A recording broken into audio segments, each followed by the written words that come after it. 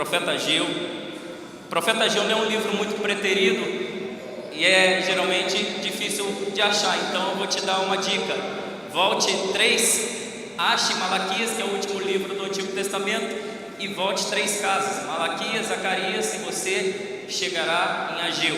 É um livro pequeno, 2 capítulos, né? Então geralmente a gente não lê muito, geralmente e acaba tendo dificuldade para achar, mas eu quero compartilhar com vocês a mensagem que Deus falou comigo, tem falado comigo já há um tempo, sobre através da profecia de Ageu, capítulo 1, versículo 1 a 11. Quem achou, diga amém. Vamos ler o texto então.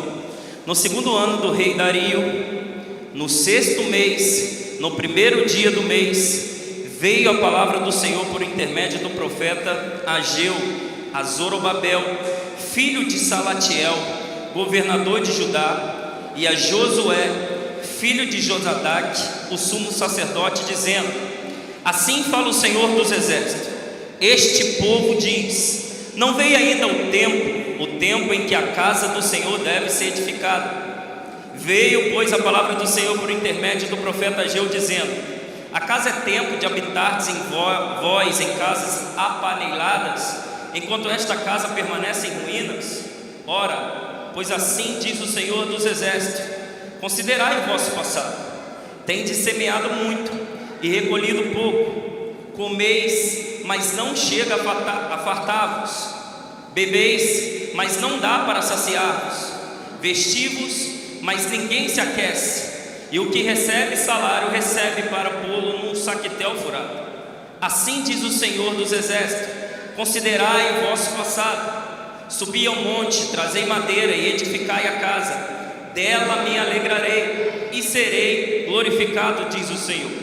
Esperaste muito, e eis que veio a ser pouco. E esse pouco, quando o trouxeste para casa, eu com um assopro dissipei. Por quê? Diz o Senhor dos exércitos: por causa da minha casa, que permanece em ruínas, ao passo que cada um de vós corre por causa da sua própria casa.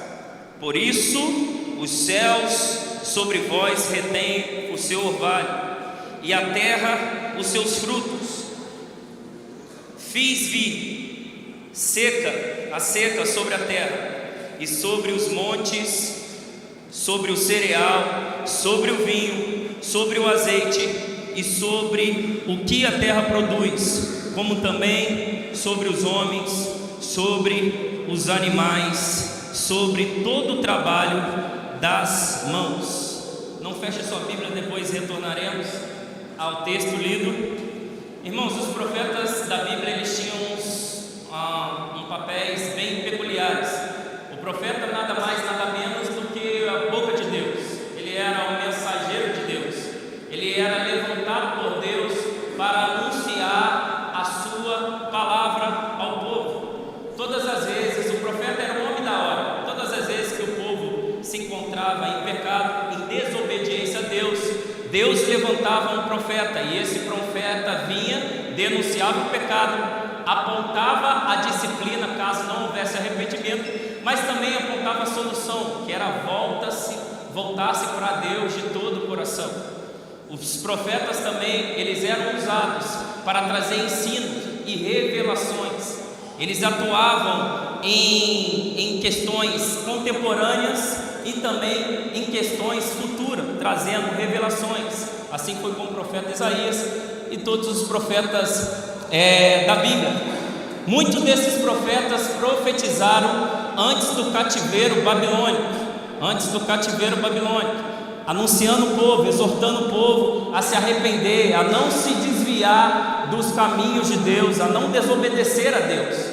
Mas o povo não ouviu, o povo continuou com os corações fechados, ouvidos fechados. E aí o cativeiro aconteceu, Babilônia veio, e aí invadiu Jerusalém, o templo foi destruído, a cidade foi destruída, e aí o povo foi levado cativo para a Babilônia. E dentro do cativeiro, o profeta Daniel e Ezequiel profetizaram dentro do cativeiro. Logo depois, a se cumprir 70 anos do cativeiro babilônico, acaba-se, finda os 70 anos profetizado por Jeremias, que o cativeiro ia durar. Entra em cena o profeta Ageu, o profeta Zacarias, e um tempo depois entra o profeta Malaquias. E qual foi a função do profeta Ageu?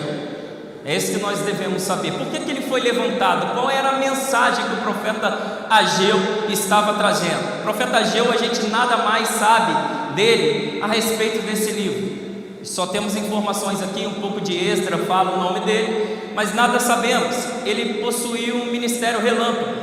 Ele veio, apareceu, profetizou, depois terminou a profecia e ele foi embora. Ele é o segundo livro menor do Antigo Testamento, perdendo só para Obadias, mas ele nos traz lições profundas e vitais para a nossa vida espiritual, que eu quero tratar com os irmãos nessa noite. Por que o profeta foi levantado? Por que Ageu escreveu sua profecia? Em primeiro lugar, foi para ele foi levantado por Deus para exortar o povo a reconstruir o templo e reconstruir a cidade que estava em ruína. Mas para isso, nós precisamos fazer uma retrospectiva histórica do que está acontecendo, um pano de fundo do que está acontecendo aqui no capítulo 1. Por que Ageu entrou em cena? Se você olhar o relato histórico, e a gente vai ver em Esdra, capítulo 1, capítulo 2, capítulo 3, narra essa história, capítulo 4, livro de Esdra, a gente vai ver que quando o Império Babilônico ele é destruído, quando o Império Babilônico acaba, outro império se acende ao poder, que é o Império Medo-Persa. Então Ciro, que era um grande rei, um grande líder desse império, ele baixa o edito, ele toma conhecimento de uma profecia de Jeremias, que a profecia ia durar 70 anos, e ele é usado por Deus a baixar um edito, baixar um decreto, para poder libertar o povo, para poder liberar o povo, para que o povo pudesse voltar os judeus pudessem voltar para Jerusalém e reconstruir o templo e reconstruir a cidade. Ciro não fez apenas isso, não baixou só um decreto, um edito, mas também Ciro, ele restituiu alguns utensílios do templo Nabucodonosor havia retido. Então Ciro, ele tinha uma política diferente, uma política descentralizada. Ele falou: eu não vou reter esse povo aqui, eu vou liberar esse povo. Tudo isso estava sobre a soberania de Deus, o controle de Deus. Ciro foi levantado para isso. E diz a história, em Esdra capítulo 3, você vai ver que Zorobabel foi o grande líder dessa missão. Zorobabel, junto com Zorobabel, era um líder político, era um governador de Judá. E juntamente com o sacerdote Josué, ele foi levantado por Deus a direcionar o povo, a liderar o povo para essa missão. Então ele lidera, a primeira leva vai com ele, e a primeira leva desse retorno do cativeiro babilônico foi selecionado pessoas piedosas, mais precisamente da classe sacerdotal, os levitas, os sacerdotes. E diz a história que quando eles chegam em Jerusalém, eles rapidamente levantam o santuário para poder cultuar a Deus, para poder trazer ofertas a Deus. E a história diz que após eles levantarem o altar para fazer culto, para fazer sacrifícios e oferta a Deus, o texto diz que eles começam a lançar os fundamentos do templo, os fundamentos do templo. E ali houve uma comoção muito grande. Esdra capítulo 3, você vai ver isso, 3 e 4, você vai ver isso. Porque muitos dos sacerdotes que retornaram eram sacerdotes idosos. E aí eles tinham a memória do primeiro templo, daquele primeiro templo construído por Salomão, que era um templo lindo, era um templo maravilhoso, era uma estrutura poderosa. E esse templo que estava sendo reerguido, os alicerces que estavam sendo lançados, era um templo muito modesto. Então o texto diz que esses sacerdotes começaram a chorar, lembrando das coisas passadas, das coisas daquele tempo belo. Mas também o texto diz que provavelmente outros jovens sacerdotais da classe sacerdotal se alegravam. O texto diz que era uma comoção muito grande, era um choro muito grande, que não dava para distinguir se era choro de tristeza e choro de alegria. Só sei que eles estavam empolgados. mas ele estava empolgado. Mas de repente, capítulo 4 de Esdras, você vai ver isso. Os inimigos do povo, os inimigos dos judeus se levantam. E esses inimigos eram os samaritanos. Quem eram os samaritanos? Samaritanos eram um povo de uma classe misturada, uma raça misturada, híbrida. Era um povo que era considerado pelos judeus impuros, não tinha comunhão com eles. Era um povo que adorava Deus, mas também adorava outros deuses pagãos. Era um povo que fazia uma mistura, uma salada mista. E aí eles fazem uma proposta para Zorobabel: Zorobabel, quero fazer uma aliança com você. Deixa a gente trabalhar na reconstrução do templo. E o texto diz que Zorobabel rechaça essa ideia, rechaça essa parceria. E aí os samaritanos, eles tinham duas estratégias. A primeira estratégia era de sedução. Judeus, Zorobabel, deixa a gente trabalhar com vocês, deixa a gente ajudar vocês. Como Zorobabel negou isso, rechaçou essa ideia, e eles partiram para a segunda estratégia, que era a perseguição. Meus irmãos, nota de rodapé aqui. Todas as vezes que nós levantamos para fazer a obra de Deus, os levantes vão acontecer. Isso é fato, né? Discípulo de Jesus só se aposenta no reino de Deus quando morre. Enquanto isso é luta o tempo todo, é luta todo dia, mas é luta do lado certo, é luta do Deus, Senhor do Senhor, soberano, todo-poderoso, Rei dos reis, que nunca perdeu uma batalha. Por isso nós confiamos, é luta do lado certo, a vitória é certa, as portas do inferno não prevalecerão contra a igreja, isso é fato. Mas se você é um crente que não está lutando, está morto. Essa é a verdade. Eu sei que você não veio para ouvir isso, mas a verdade é essa: crente que não está lutando está morto. É luta todo dia, mas fique tranquilo que o Senhor está conosco, o Senhor dos exércitos está conosco. E aí ele se levantou, os samaritanos se levantam agora. Zorobabel nega o pedido deles, e o que eles fazem? Agora o texto lá de Esdras capítulo 4 diz que em todo o reinado de Ciro eles se opuseram à reconstrução do templo. Eles se opuseram, tentaram desanimar o povo. Eles se levantaram, alugaram para si conselheiros para desanimar os judeus na reconstrução do templo.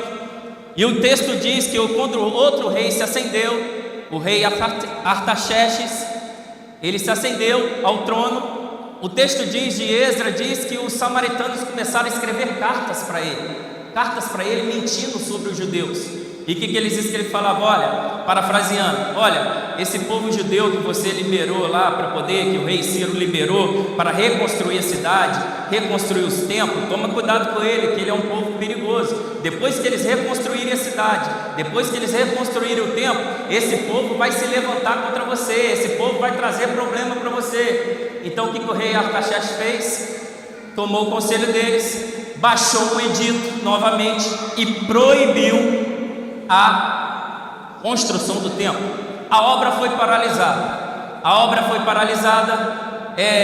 E depois de um tempo depois, os judeus estavam desanimados.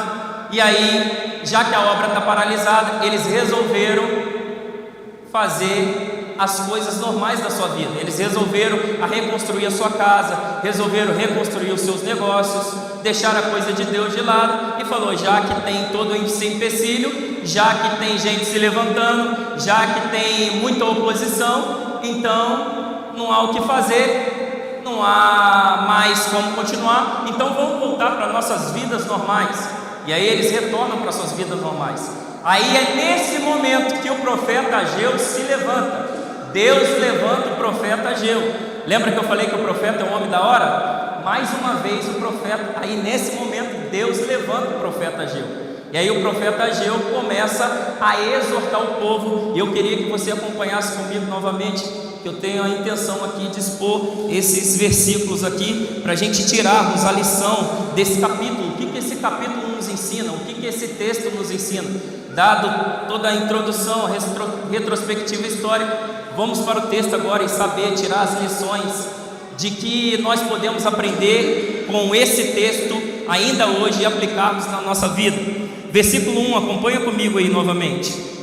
No segundo ano do rei Dario, no 6º mês do 1º dia do mês, veio a palavra do Senhor por intermédio do profeta Ageu. Até aí, presta atenção nessa palavra assim, veio nessa parte, veio a palavra do Senhor por intermédio do profeta Ageu. Primeira coisa que eu aprendo aqui é que a fonte da mensagem não é o profeta, a fonte da mensagem é Deus.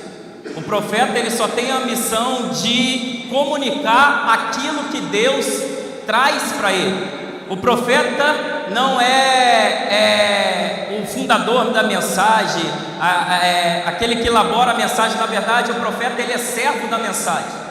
Nós pregadores hoje temos a missão de pregar aquilo que a palavra diz. Antes, os profetas traziam mensagens revelatórias e eles registravam isso. Hoje nós temos a mensagem. Os pregadores de hoje, os profetas de hoje têm a mensagem já escrita. E qual que é a nossa missão? Não tem mais palavras revelatórias de caráter revelacional, de acordo com as escrituras. Fechou-se os 66 livros da Bíblia, não tem mais doutrina sendo lançada. Então qual que é a nossa missão? Nós devemos expor aquilo que está registrado. A mensagem não emana do pregador, a mensagem emana de Deus. Nós temos a responsabilidade de expor com fidelidade as escrituras. Por isso, orem aos pregadores da igreja, orem para os pregadores do Brasil, que possamos ter essa responsabilidade de pregar nada além do texto, nada além do que está escrito aqui. Em segundo lugar, em que tempo? Quando o profeta Ageu começa a profetizar, e o texto diz que foi no 6º mês, no 1º dia do mês. Marque essa expressão, no 1º dia do mês. O 1º dia do mês, meus irmãos, era considerado como a festa da lua nova. E o que acontecia? O povo, era dia de congregação, o povo se reunia para adorar a Deus, para prestar culto a Deus. Era como se fosse hoje em dia um feriado nacional, onde que havia uma assembleia geral e o povo estava se reunindo para adorar a Deus. Então o profeta aproveita essa oportunidade para lançar a sua profecia, para pregar, para expor a sua profecia. Isso me faz lembrar muito Martinho Lutero. Já estamos entrando em outubro e a Reforma Protestante, nós comemoramos a Reforma Protestante. Martinho Lutero, quando pregou as 95 teses no castelo da igreja de Wittenberg, em 1517, em outubro de 1517, ele pregou dia 31 de outubro e ele foi muito estratégico, porque no dia 1º, no dia seguinte, era considerado o dia de todos os santos. Acho que até hoje, né? Feriado de todos os santos. Então, ele sabia que a multidão ia fluir para aquele local, ia estar muita gente lá, muita gente. Então, ele foi muito estratégico. O que eu aprendo com isso? Que nós devemos aproveitar as oportunidades que Deus nos dá. Nós precisamos ter discernimento para não deixar escapar as estratégias que Deus nos dá para poder pregar. Terceiro ponto, quem eram os destinatários? O texto diz que é Zorobabel, governador de Judá, líder civil, e Josué, líder eclesiástico, que era o sacerdote, líder espiritual. O que eu aprendo aqui? Primeiro, Deus chama a liderança, Deus convoca a liderança, Deus levanta a liderança para depois, consequentemente, essa liderança passa para o povo. Se a liderança não estiver na frente, o povo não segue adiante. Então, por isso, Deus desperta a liderança, e sempre foi assim. Deus fala com a liderança, e a liderança dá a direção. A liderança, quando é obediente a Deus, o povo dela não vai sofrer, tenho certeza disso. Mas no versículo 2, ele aponta uma das razões que o povo judeu, vamos caminhar, que o povo judeu passou a desanimar da obra de Deus.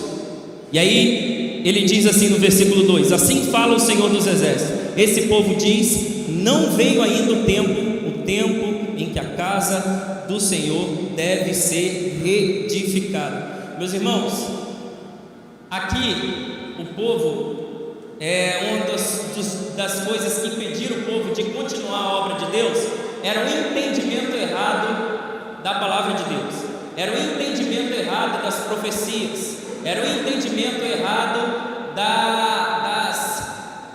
das orientações que Deus dava. Êxodo capítulo 1, como eu falei, o Ciro já tinha baixado o decreto e libertado o povo. E qual era a missão do povo? Primeira missão, chegou em Jerusalém, era reconstruir o templo. O profeta Jeremias tinha dito que a profecia ia durar 70 anos.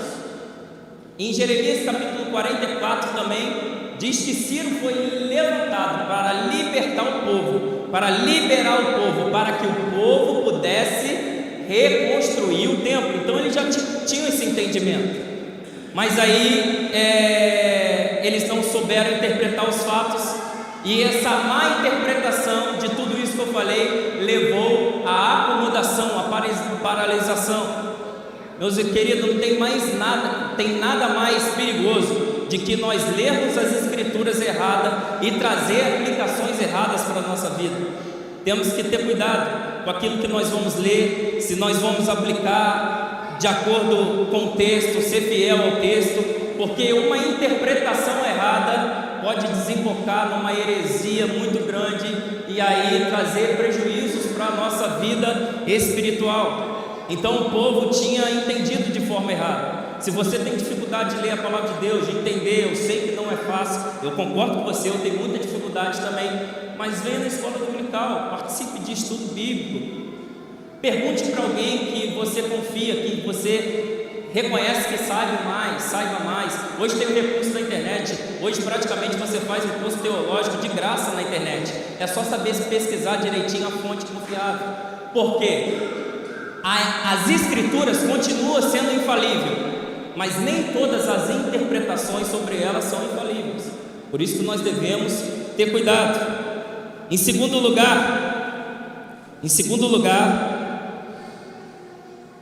o pecado denunciado, o Senhor se apresenta como o Senhor dos exércitos. E aí o texto diz: assim fala o Senhor dos exércitos. Meus irmãos, todas as vezes que Deus se apresenta assim, é que Ele está comunicando ao povo que Ele é o Senhor soberano sobre todas as coisas, que Ele tem poder tanto no céu quanto na terra, que Ele tem poder tanto sobre os seres angelicais quanto os humanos. Ele é um Deus que destranca a porta, Ele é um Deus que arromba as fechaduras. Não há ferrolho, não há porta que possa impedir quando Deus quer agir. Então, não há decreto do rei Artaxerxes, não há oposição dos samaritanos, não há qualquer outra força opositora que pode parar e impedir a obra de Deus. Ele é o Senhor dos exércitos. Arthur W. Toze, se eu não me engano, é A.W. Toze, a abreviação dele. Ele diz que a maior necessidade da igreja é conhecer a grandeza do Deus que ela professa. A maior necessidade da igreja é conhecer a grandeza do Deus que professa. Nós servimos qualquer Deus não, meu querido. Nós servimos o Senhor do Senhor, o Rei dos Reis, o Todo-Poderoso. Eu não sei o que você está enfrentando, eu não sei o que você está passando. Às vezes você está enfrentando portas fechadas, às vezes você está enfrentando muitas dificuldades, perseguições, mas sabe que Deus é especialista em virar o jogo. Deus é especialista em fazer a sorte mudar para o seu lado. Deus é especialista em fazer você ser vitorioso, para que o nome dele seja glorificado, porque o nome dele está acima de todo nome. Ele é o Senhor dos exércitos. Você serve a esse Deus. Em terceiro lugar, ainda no versículo 2, o pecado denunciado é a acomodação. Repara que se você ler o capítulo 1 e o capítulo 2, você não vai encontrar pecados morais graves sendo narrados pelo Ageu, e nem abomináveis idolatrias.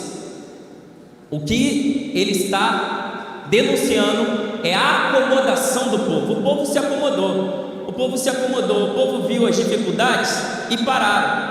O povo entendeu que as dificuldades era sinônimo de parar, sinônimo de voltar atrás. Benjamin Franklin, um dos fundadores dos Estados Unidos, disse assim: jamais conheci um homem que é bom em inventar desculpas e também é bom em fazer outra coisa. Jamais conheci um homem que é bom em inventar desculpas e também é bom em outras coisas. Nós fazemos isso o tempo todo quando nós não queremos fazer algo. Nós somos campeões de inventar desculpa. Quando alguém não quer fazer algo, ele cria para si uma teologia, uma falsa filosofia que vai abafar a consciência dele só para ele se acomodar e ficar no cantinho. E o que esse povo entendeu? Esse povo devia ter falado assim: a gente não tem recurso para fazer o templo que Salomão fez. A gente também tem o edito aí do rei Artaxerxes. A gente também tem o samaritano se levantando. Olha quanta coisa está atrapalhando a gente. Então, não é tempo de construir a casa de Deus. Vamos parar, se acomodar. E é por isso que Ageu continua exortando eles. No versículo 3 ao versículo 4, Deus denuncia a incoerência do povo. Acompanha comigo aí, por favor. Versículo 3 e versículo 4. Deus denuncia a incoerência do povo. Veio a palavra do Senhor por intermédio do profeta Ageu, dizendo: acaso é tempo de habitardes vós em casas apaineladas, enquanto esta casa permanece em ruínas? O que significa casas apaineladas? Não é uma casa cheia de panela, tá? Não é isso. Casas apaineladas significa casas luxuosas, casas com requintes de luxo. Se você for pegar outra versão, a NAA, ela já diz isso: casas luxuosas, já traduz para esse sentido. Era casa como se fosse, o que eles estavam fazendo? Eles estavam investindo os seus melhores recursos, aquilo que ele tinha de melhor nas suas casas, nos seus negócios, do que investir na obra de Deus. Era o melhor porcelanato, era o melhor mármore, era o ar-condicionado mais potente, era a melhor torneira, as melhores panelas, os melhores tintas para a casa. Isso que ele estava fazendo. Então o profeta denuncia a incoerência deles. A incoerência por quê? Porque uma das justificativas para eles não continuarem a construir o templo era a falta de recurso. Mas não era falta de recurso, na verdade. Como Deus é aquele que conhece e sonda os nossos corações, conhece a nossa motivação, as nossas intenções, Deus sabia que o motivo da acomodação deles era a falta de prioridade e não falta de recurso na obra de Deus. Qual era o pecado deles? Eles estavam investindo o melhor para Deus. Qual que era a lógica dele? O melhor para eles. Não, vamos gastar com a gente, vamos investir na gente, vamos investir nos nossos negócios, vamos investir para a gente. Para Deus é o resto. E a casa de Deus continuava em ruínas. Por isso Deus se levanta e começa a denunciar o pecado do povo. No versículo 5 e 6, Deus agora vai demonstrar a insensatez do povo. O texto diz assim, versículo 5 e 6: ora, pois, assim diz o Senhor dos Exércitos: considerai o vosso passado. Em primeiro lugar, Deus agora chama o povo a fazer uma retrospectiva histórica deles mesmos. Deus manda o povo a olhar pelas lentes do retrovisor. Deus manda. E muitas das vezes nós precisamos fazer isso, meu querido. Parar, refletir, olhar para trás e aprender com os erros do passado. Os nossos erros do passado devem servir de pedagogo para a gente, não de coveiro. O seu passado deve servir como pedagogo e não como coveiro. Nós devemos olhar para o passado e falar: nossa, eu já errei nisso, Deus me disciplinou, eu não vou cometer mais esse erro. É por isso que muitas das vezes nós devemos fazer uma reflexão. Muitas das vezes, às vezes a gente está passando por dificuldade, por problemas, por tempestade, e eu tenho esse costume de fazer, eu não sei você, de parar e falar: o que eu estou fazendo? O que eu fiz? Será que eu fiz algo de errado? Então é questão de humildade a gente fazer isso. Nem sempre toda provação, toda tribulação que nós enfrentamos é porque estamos em pecado, não. Tribulação, provação não é sinônimo de uma vida de pecado. Existem tempestades na nossa vida que são corretivas. Quer ver uma tempestade corretiva? Lembra do livro de Jonas, profeta Jonas? Deus mandou Jonas a pregar em Nínive. Jonas foi para Tarsis. Então Deus envia todo aquele que aconteceu com Jonas, a tempestade no barco, ele foi engolido por um grande peixe, passou 3 dias ali. Tudo isso foi para que Jonas aprendesse com essa correção. Não foi para crescimento, foi para correção. Corrigir porque ele estava em desobediência a Deus. Mas quando você lê lá em Mateus capítulo 14, aquele episódio da tempestade no mar que os discípulos passaram, Jesus, o texto diz que Jesus compeliu os discípulos a atravessarem do outro lado. Jesus ordenou e eles foram, seguindo a orientação, seguindo a ordem de Jesus. Eles atravessaram e enfrentaram uma das maiores tempestades da sua vida. Aquela tempestade foi para crescimento. Deus enviou para crescimento, Jesus enviou para fortalecer a musculatura. Então há tempestade da nossa vida que servem como correção, e há tempestade que nós enfrentamos como um mero crescimento. Deus querendo agir através de nós para fortalecer a nossa fé e tornarmos crentes mais maduros.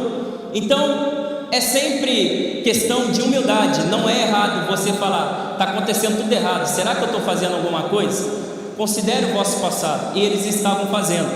O texto diz que, versículo 7, versículo 6, olha só o que está acontecendo com vocês: tendes semeado muito e recolhido pouco, comeis, mas não chega para fartar-vos, bebeis, mas não dá para saciar-vos, vestivos, mas ninguém se aquece, e o que recebe salário, recebe para pô-lo num saquetel furado.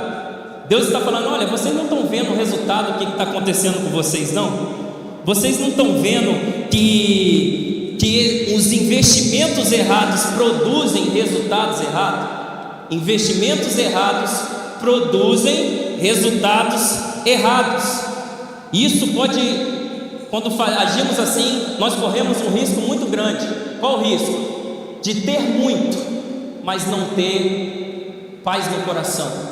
Quantas vezes nós conhecemos pessoas aí que têm casas luxuosas, carros do ano, iate, tem tudo do bom e do melhor, mas ainda há um vazio dentro dele, ainda há uma inquietação dentro do coração dele. Por quê, meus queridos? Porque a satisfação não está nas coisas, a satisfação está em viver uma vida obediente a Deus, em manter um relacionamento com Deus.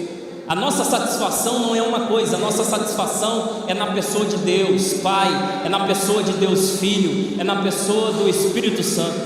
Isso é a nossa satisfação, é nele que a nossa alma se compraz. Então, quando nós invertemos as coisas, quando nós invertemos os valores, nós dedicamos mais a nós mesmos do que a Deus, seja o nosso recurso, seja o melhor do nosso tempo, seja aquilo que nós mais podemos fazer, o resultado é que isso não vai trazer satisfação para o nosso coração, isso não vai trazer paz. É isso que o texto está dizendo. Eclesiastes, se eu não me engano, capítulo 3, Salomão diz que Deus plantou no coração do homem eternidade. Então o homem não é só constituído por matéria, o homem é constituído por uma parte imaterial, e nessa parte imaterial Deus colocou a eternidade no coração do homem. No coração do homem Deus colocou a eternidade. Então nada que é terreno, nada que é material pode nos satisfazer por completo, a não ser a presença de Deus, a não ser viver uma vida que agrada a Deus, a não ser uma vida que estamos vivendo na presença de Deus. Então nós precisamos colocar Deus como prioridade na nossa vida. O texto diz claro, vocês, não é que eles não tinham resultado nas plantações deles, eles tinham, mas o resultado era insatisfatório. Quando o texto diz assim: vocês comem, mas não chega a fartar-vos, o sentido aqui não é a ideia que você vai numa churrascaria, então significa que se eu não estiver priorizando Deus, que se Deus não for o meu deleite, que se Deus não for prioridade da minha vida, significa que eu vou numa churrascaria, eu vou comer e não vou me saciar. Não é isso. Não é o ventre, é a alma. É a alma que o texto está dizendo. Só há satisfação, aprenda isso nessa noite, só há satisfação plena quando Deus habita no nosso coração, quando Deus faz morada no nosso coração. Precisamos entender esse princípio: Deus sempre em primeiro lugar, e depois as nossas coisas. É isso que o texto está dizendo. Ageu capítulo 1 nada mais nada menos do que Mateus 6,33. Buscai, pois, primeiro lugar o reino de Deus, e todas essas coisas que o texto está dizendo lá vos serão acrescentadas. Mas ainda no versículo 7, versículo 8, Deus aponta qual deveria ser a motivação do povo. Mais uma vez ele fala assim, assim diz o Senhor, versículo 7 dos exércitos: considerai o vosso passado, subi ao monte, trazei a madeira e edificai a casa, dela me alegrarei e serei glorificado, diz o Senhor. Perceba que antes de Deus dar ordem para o povo subir ao monte e trazer a madeira e edificar a casa, Deus está dizendo mais uma vez: considerai o vosso passado. O que está se passando aqui? Significa que eles eram para lembrar da motivação que Davi tinha quando decidiu construir uma casa para Deus. Quando Davi decide construir uma casa para Deus, você lê o relato, diz que Davi sempre, a intenção de Davi, a motivação de Davi era entregar o melhor. Deus merece o melhor, Deus merece o melhor, tudo de bom e do melhor eu vou fazer para Deus. E aí qual que era a motivação aqui? Era acomodação, era o contrário disso. Não, o melhor para mim, porcelanato para mim, o mármore para mim. Para Deus apenas um vermelhão no chão, paredes continua rebocada, gesso, revestimento de gesso para mim. Para Deus não, para Deus a gente pinta ali um pouquinho, pinta ali, ou nem pinta. É isso que ele estava fazendo, e por isso Deus denuncia esse pecado deles. Ele estava invertendo a lei da prioridade. Nós cristãos, quando você é cristão, você precisa entender isso. Existe uma lei da prioridade que nós devemos andar na esteira dela, que é Deus em primeiro lugar, em segundo lugar as nossas coisas, os nossos interesses. É isso que a Bíblia nos orienta.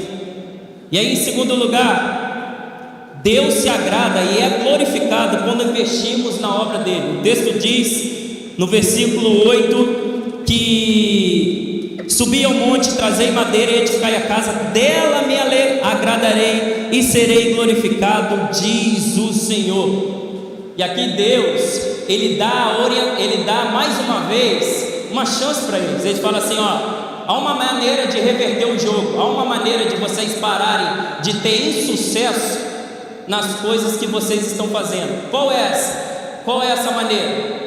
É se voltar para mim, é se voltar a atenção para a obra de Deus, para a casa de Deus. A minha casa está em ruína, a casa de Deus estava em ruína, então eles precisavam voltar a atenção para Deus. E quando nós falamos da casa de Deus, nós falamos do templo daquela época, dos edifícios, mais do que o edifício, querido. Mais do que edifício, mais do que paredes, mais do que toda a beleza do templo.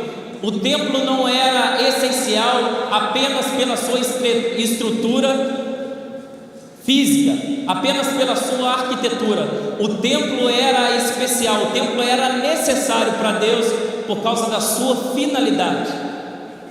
Êxodo capítulo 25, 8, Deus falou: farão para mim um santuário e nele eu habitarei. Quando Salomão constrói o primeiro templo, toda a sua beleza, ele faz uma oração de consagração. E o texto diz que Deus diz, através do texto, que as orações feitas naquele lugar iam ser ouvidas, que Deus habitaria no meio dos louvores, a presença gloriosa de Deus estaria naquele lugar. É por isso que ele era tão importante, a construção do templo assim. Hoje nós vivemos em outra dispensação, né? A igreja, todos nós sabemos que somos nós, corpo de Cristo. A igreja não é parede, não é edifício, embora não seja isso, mas nós devemos ter cuidado com o templo sim, com o lugar que nós reunimos.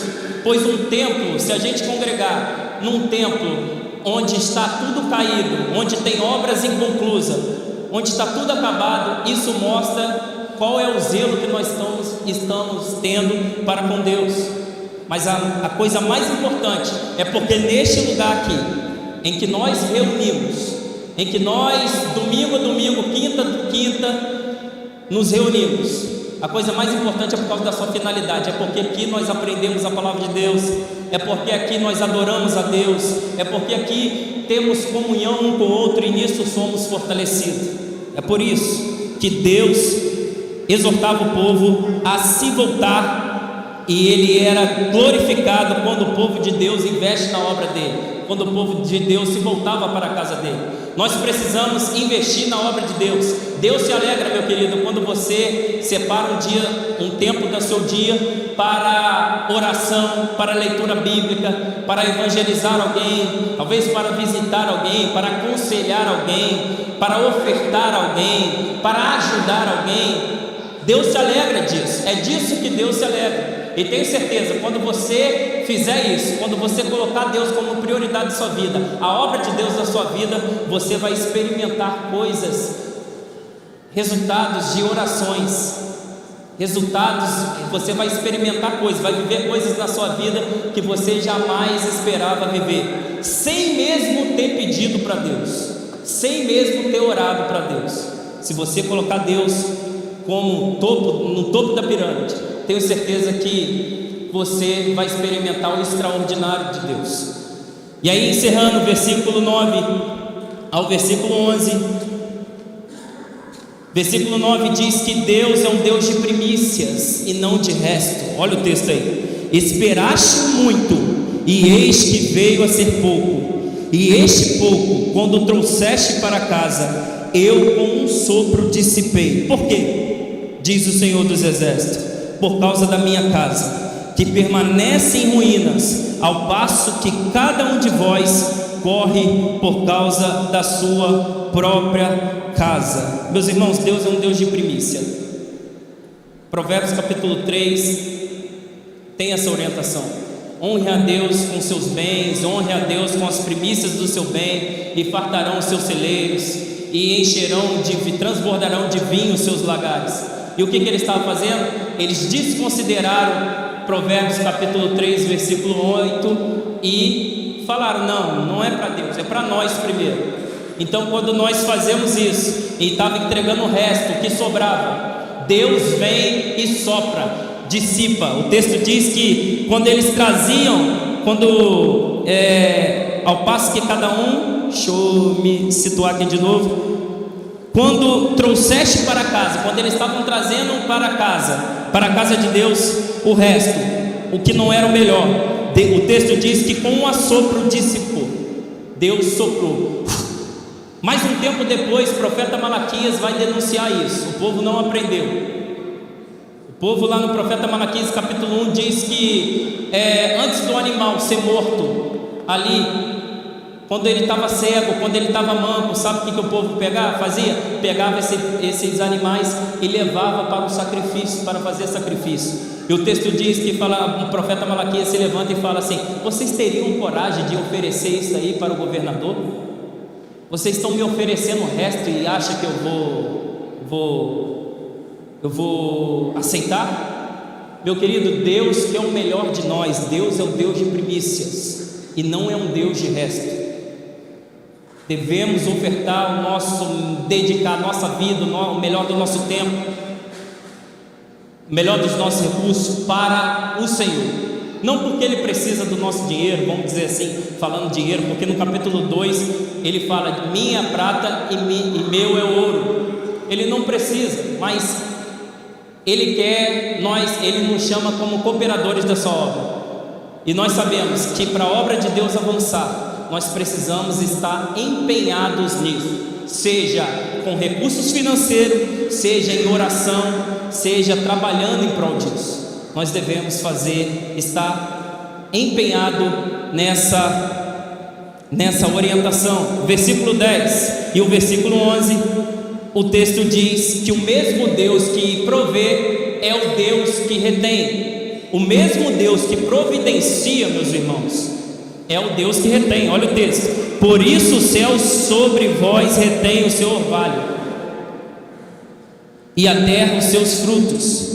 Fiz vir a terra seca sobre a terra, e sobre os montes, sobre o cereal, sobre o vinho, sobre o azeite, e sobre o que a terra produz, como também sobre os homens, sobre os animais e sobre todo o trabalho das mãos. Por causa da desobediência deles, por causa da acomodação, da falta de ter Deus como prioridade, Deus fez cerrar as bênçãos sobre ele. Deus utilizou a natureza ao seu dispor para trazer disciplina ao povo de Deus, porque Ele pode fazer isso. O mesmo Deus que abençoa é o Deus que retém. Nós devemos ter cuidado disso, porque Deus, Ele é fiel à sua palavra.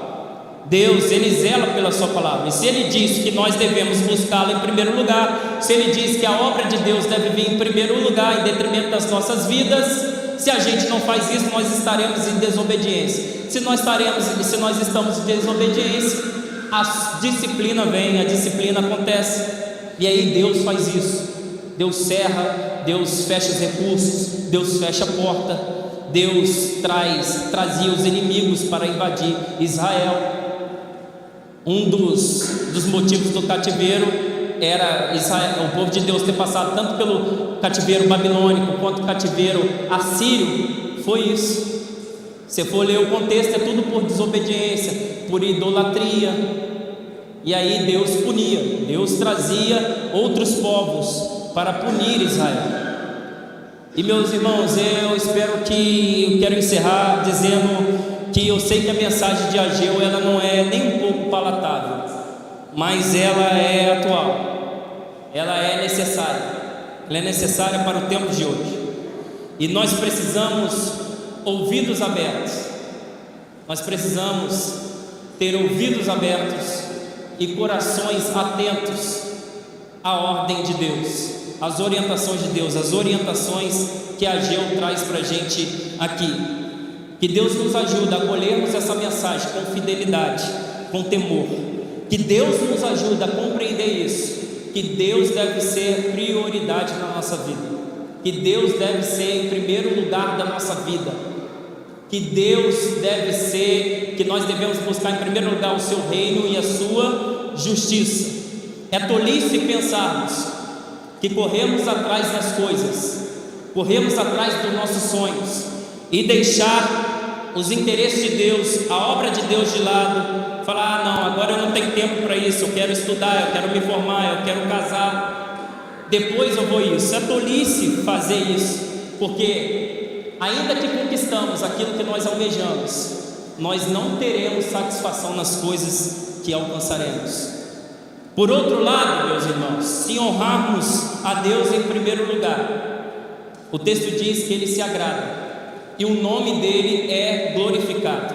E quando o nome de Deus é glorificado através da nossa vida, nós estamos andando no propósito correto, porque Deus nos criou, Deus nos formou para glorificarmos e engrandecermos o nome do Senhor.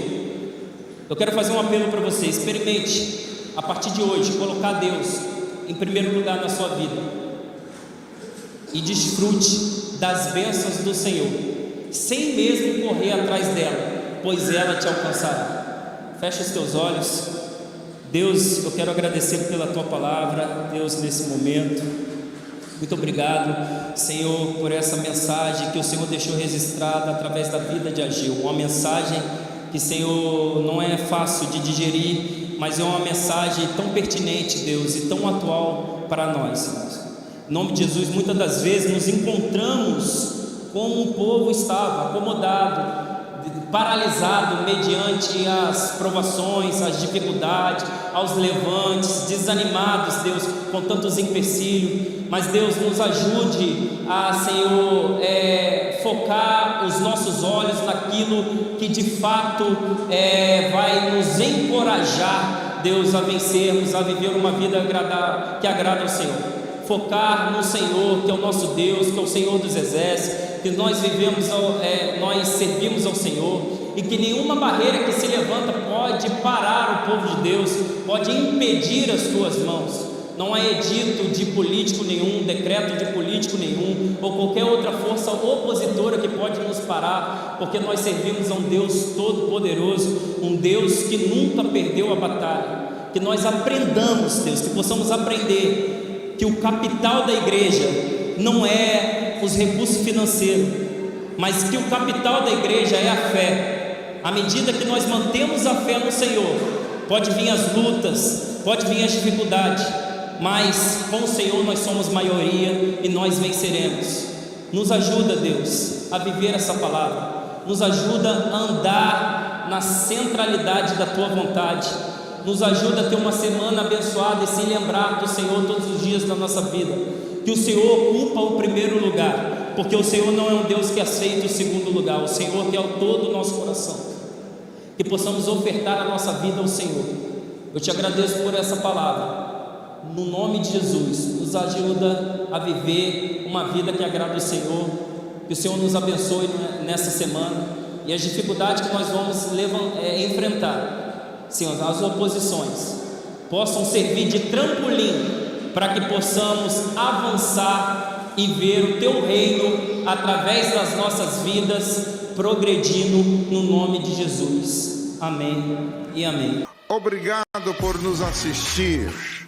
Curta, comente, compartilhe, inscreva-se neste canal, ative o sininho e que Deus te abençoe.